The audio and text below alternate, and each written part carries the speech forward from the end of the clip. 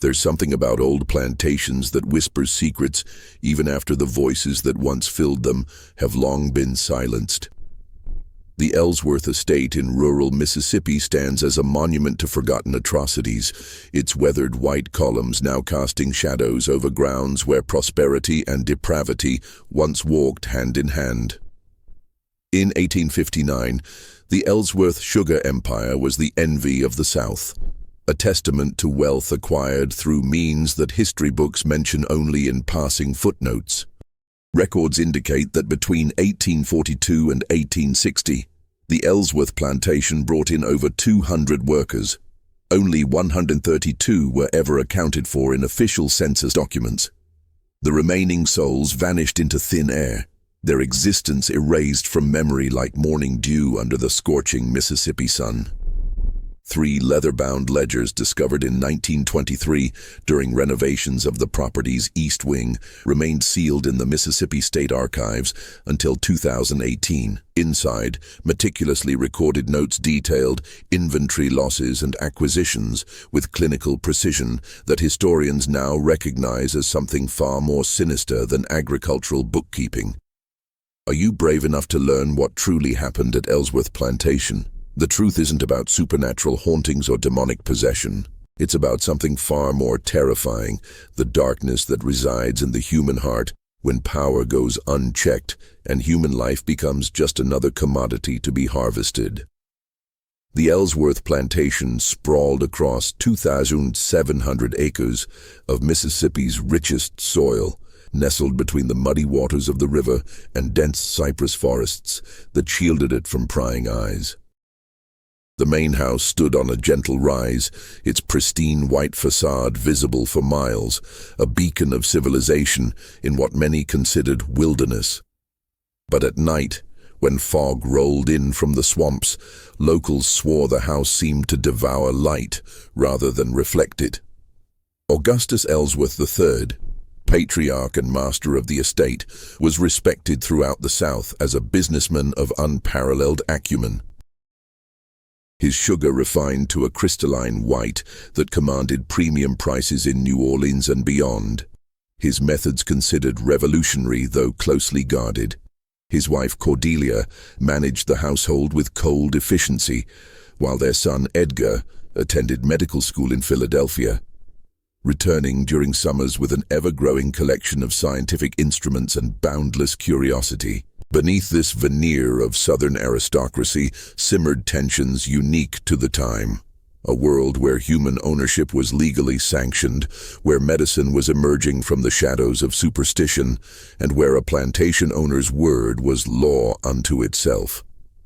The Ellsworths represented a new breed of planter, educated, forward-thinking, and utterly ruthless in their pursuit of what they called agricultural advancement. The Ellsworth name was spoken with a peculiar mix of reverence and hesitation throughout Willow Creek County. Their generosity to the local church and school contrasted sharply with the whispered rumors that circulated about what happened behind the ornamental iron gates of their estate. Thomas Blackwood, a trapper who worked the swamps bordering Ellsworth land, was the first to notice something wasn't right. One February evening in 1857, as dusk settled over the bayou, he spotted lantern light moving through the cypress grove that separated his hunting grounds from the plantation's south fields. Unusual enough at that hour, but what froze him in place was the procession that followed. 4 men carrying what appeared to be a body wrapped in canvas, moving with purpose toward a remote section of the property where no crops grew. They was digging when they shouldn't be, he later told his wife. And they wasn't planting nothing that grows above ground. The following Sunday, Thomas approached Sheriff Caldwell after church services, pulling him aside to share what he'd witnessed. The sheriff nodded politely, clapped him on the shoulder, and reminded him that the Ellsworth family had recently donated funds for the new courthouse. Best not to let your imagination run wild, Thomas. Mr. Ellsworth has scientific minds working on new farming techniques. Probably just testing soil samples or some such. But Thomas couldn't shake the image that haunted him each night as he lay in bed. The glimpse he'd caught of a pale hand falling from beneath the canvas wrapping, fingers curled as if still reaching for help that never came. Within a month, strange stories began circulating among the county's households. Mariah Jenkins, who worked in the Ellsworth laundry, hadn't been seen since being summoned to the main house after breaking a porcelain basin. John Davis, a field worker known for his exceptional strength, returned to his quarters after 2 weeks' absence in what was described as the improvement shed, moving like a man twice his age, his eyes vacant, his powerful frame diminished. "It's like they hollowed him out," whispered Sarah, his wife, to the others. "He doesn't speak of where they took him. When I ask, he just stares at the wall and trembles." Similar cases multiplied as spring turned to summer. Workers disappeared for days or weeks, returning changed, docile, confused, often weakened. Some bore small uniform scars at the base of their skulls or along their spines. Others developed strange tremors or lost the ability to perform simple tasks they'd once mastered. Most disturbing were those who never returned at all. Their names simply vanished from the work rosters, their possessions distributed among newcomers, their existence denied when family members inquired. "Sold to a plantation in Louisiana" became the standard explanation, though no one ever received letters from these missing souls, and no money ever changed hands to account for their supposed sale. By late summer, a palpable fear had settled over the workers' quarters. Mothers clutched their children closer, hushing them at the slightest sound. Men avoided drawing attention to their skills or strength. And everyone noticed that those who showed exceptional endurance or intelligence seemed to disappear first, only to return as shadows of themselves, if they returned at all. Edgar Ellsworth's return from medical school that June coincided with an increase in these disappearances. His father had constructed a new building behind the main house, a long, low structure with few windows and a metal chimney that sometimes emitted strange odors in the night. Father and son spent long hours there, often joined by visiting physicians from New Orleans or scientists from the north, their carriages arriving under cover of darkness, departing before dawn. Meanwhile, the sugar production from Ellsworth Plantation continued to grow, its quality unmatched, its profit margins widening with each harvest. Augustus Ellsworth began publishing papers in agricultural journals about biological enhancements to labor efficiency. Vague treatises that hinted at revolutionary methods without revealing specifics. Among the workers at Ellsworth Plantation, one woman watched these developments with growing horror and fierce intelligence. Pearl was 32, had survived 3 owners before being purchased by the Ellsworths 5 years earlier, and possessed a sharp mind she had learned to conceal beneath a facade of simple competence. As personal attendant to Mrs. Cordelia Ellsworth, she moved through the main house like a shadow, absorbing conversations, observing patterns, and slowly piecing together the terrible truth. Pearl had noticed something others hadn't, the correlation between the strange medical examinations all workers underwent each spring and the subsequent selections for special duties. Dr. Wilkins, the family physician, measured skull dimensions, tested reflexes, and drew blood samples from each person, meticulously recording the results in a leather-bound journal that Pearl glimpsed only briefly when cleaning his examination room. Testing for fitness and temperament, Dr. Wu. Wilkins explained cheerfully to Mrs. Ellsworth one afternoon as Pearl silently dusted nearby. Edgar has developed a remarkable classification system, quite revolutionary. The boy will transform medical science with his understanding of human capacity. After each examination period, lists were drawn up. Those with the highest marks vanished to the improvement shed, returning broken or not at all. Pearl had committed herself to memorizing names, dates, and details, maintaining a mental record of the disappeared. At night, using small scraps of paper and a stub of pencil stolen from Edgar's study, she documented everything in a cipher of her own creation, a mixture of symbols and displaced letters that would appear as nonsensical scribbles to anyone else. These precious notes she hid beneath a loose floorboard in the servants' quarters, wrapped in oilcloth to protect them from moisture. Pearl watched and waited, gathering evidence even as she observed the increasing confidence with which the Ellsworths conducted their grim business. The turning point came when Augustus hosted a dinner for potential investors, wealthy planters from neighboring counties curious about his revolutionary methods. "Gentlemen," Augustus proclaimed over brandy and cigars as Pearl silently refilled glasses, "we stand at the dawn of a new era in agricultural management. For too long, we've accepted the natural limitations of our workforce as immutable, but science now offers us different possibilities." Edgar, handsome and articulate at 24, took over with enthusiasm. "My research at Jefferson Medical College, combined with Father's practical applications, has proven that the human mechanism can be optimized, just like any other machine. Through precise surgical intervention, we can enhance productivity while reducing resource consumption."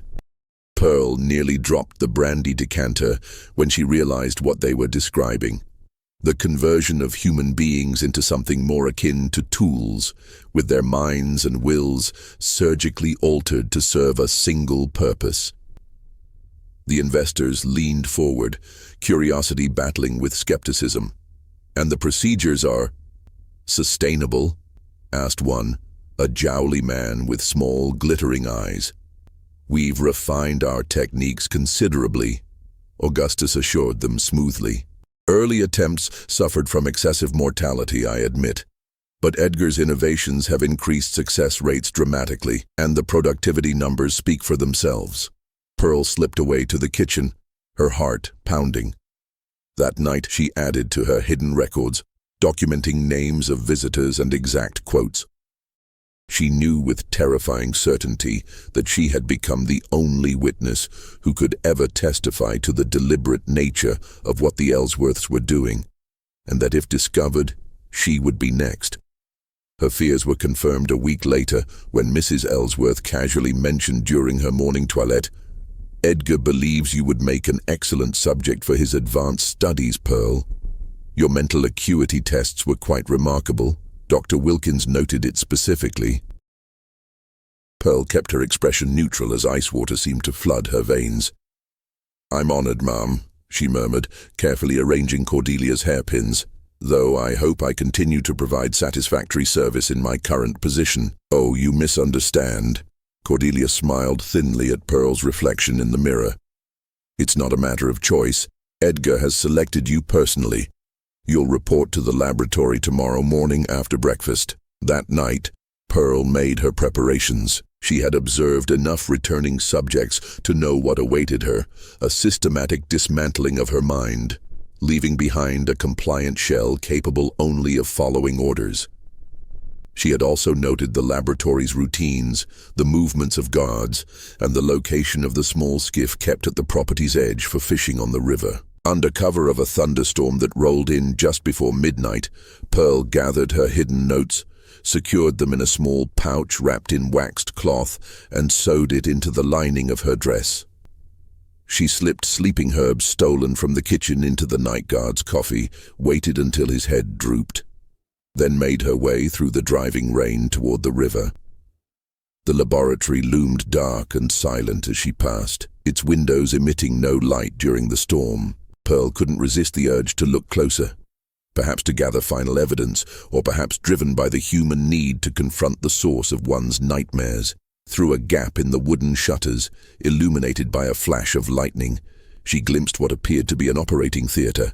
Gleaming instruments arranged on trays, diagrams of the human brain pinned to walls, and most chillingly, a chair fitted with leather restraints and a complex headpiece bristling with metal probes.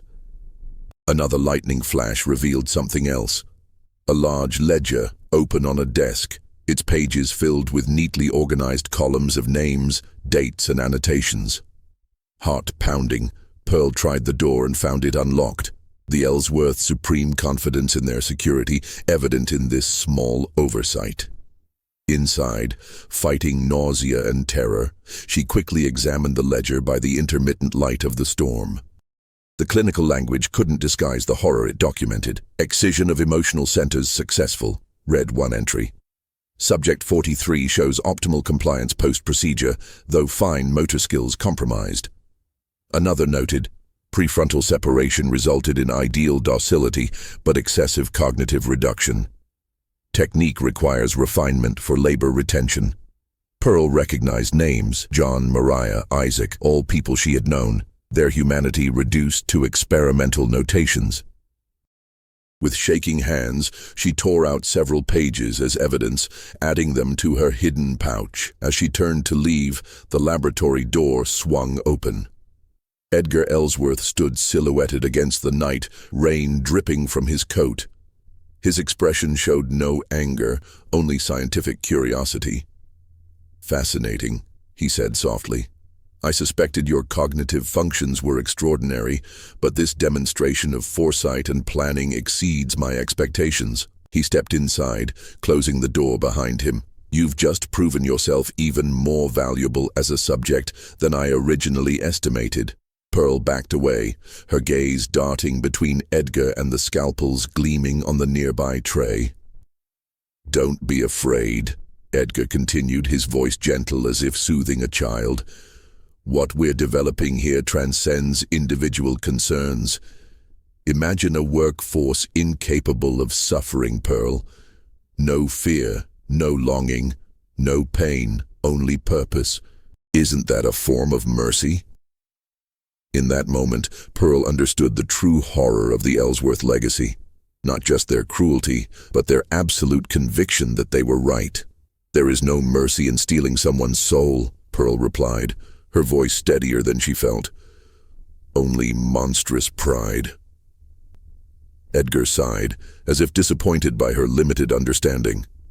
He reached for something in his coat pocket. A syringe, Pearl realized with horror. But as he stepped forward, a tremendous crack of thunder shook the building, plunging them into complete darkness as lightning struck nearby. In that moment of blindness, Pearl seized her chance. She grabbed the nearest tray of instruments, hurling it toward where Edgar stood. His cry of pain and surprise guided her around him as she fled into the storm, heart pounding in her ears, louder than the thunder overhead. The rain turned the plantation grounds into a treacherous maze of mud and shadow. Pearl ran with desperate purpose toward the river, knowing that detection meant not just death, but something worse, the systematic destruction of her mind while her body lived on as a hollow vessel. Behind her, lanterns began to light the darkness. Shouts carried through the downpour as Edgar raised the alarm. Pearl reached the small dock where the skiff was moored, untied it with trembling fingers, and pushed off into the swollen river. The current caught the boat immediately, carrying it away from the plantation faster than any pursuer could follow on foot. By dawn, Pearl had navigated miles downstream, guided by nothing but instinct and determination. As first light broke through dissipating storm clouds, she steered toward the bank, near a small settlement she recognized, a place where a community of free black tradespeople had established themselves, maintaining a precarious independence. Exhausted and soaked to the bone, Pearl stumbled to the door of a modest cabin at the edge of the settlement. The door opened to reveal an elderly man whose eyes widened at her appearance. "Child, what devil chases you?" he asked, ushering her inside. "Not devils," Pearl gasped. Men who think themselves gods." The man was Solomon Wright, a former slave who had purchased his freedom 20 years earlier and now worked as a carpenter and occasional conductor on the Underground Railroad. When Pearl revealed the documents sewn into her dress and explained what they represented, his expression grew grave.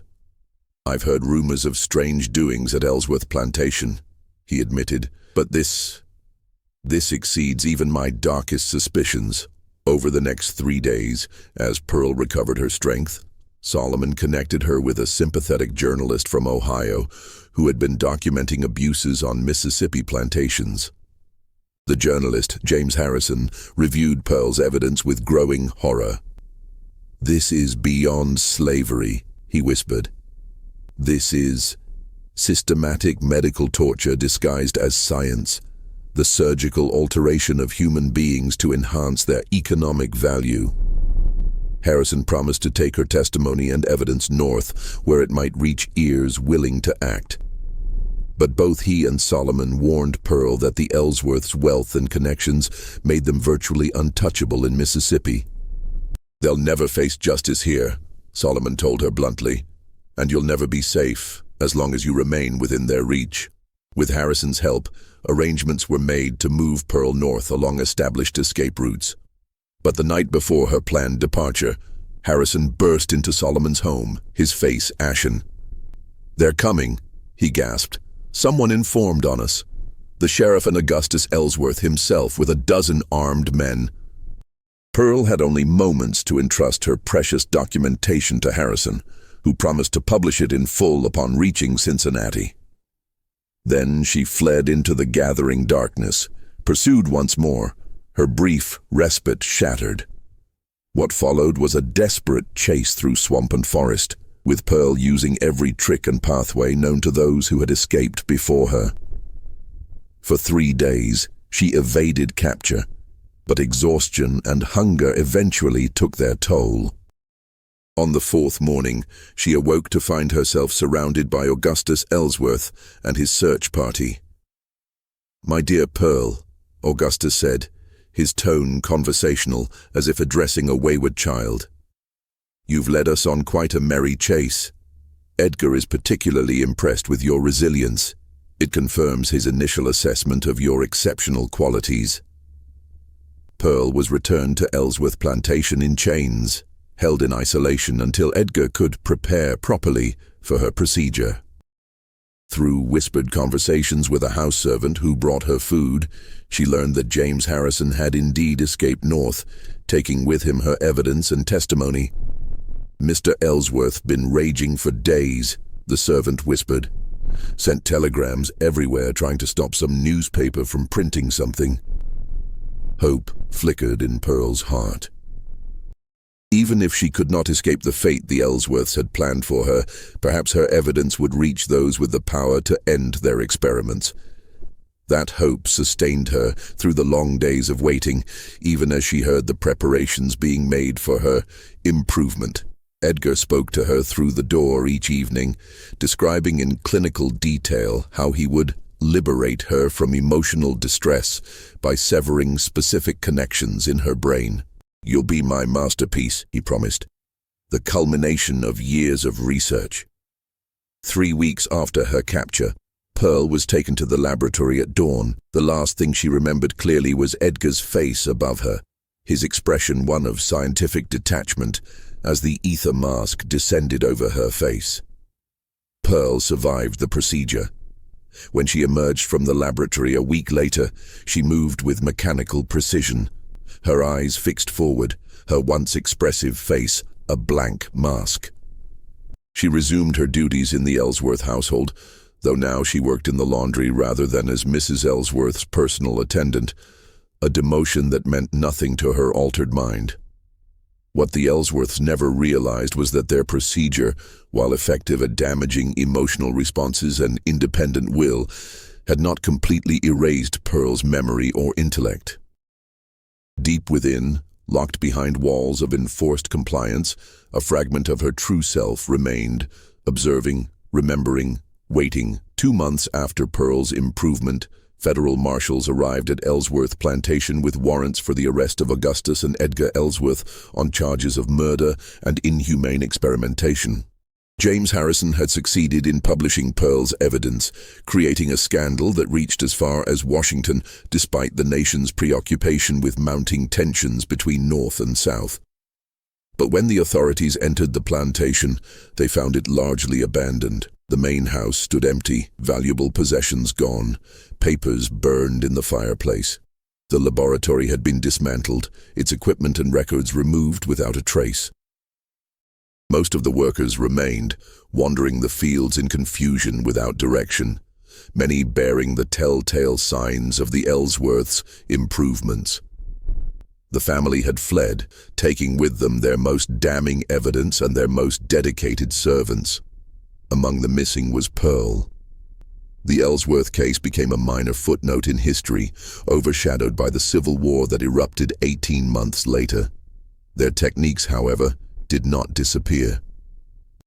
Medical journals in Europe published eerily similar findings on behavioral modification through surgical intervention throughout the 1870s and 1880s, though the authors used different names.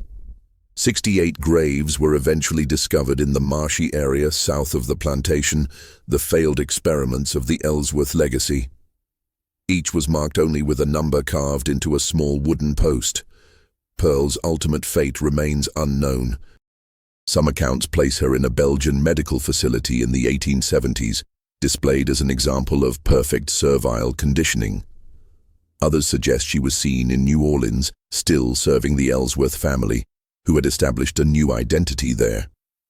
Most likely she lived out her days as they had intended, a shadow of herself, the spark of her humanity surgically excised in service to progress without conscience. The Ellsworth sugar empire collapsed, but the darker harvest they pioneered, the clinical subjugation of the human mind, continued to bear fruit long after their names were forgotten. Their techniques would resurface throughout history, whenever men of science convinced themselves that human dignity could be sacrificed on the altar of advancement. When we strip humanity from our pursuit of progress, we create not a brighter future, but merely more sophisticated forms of darkness.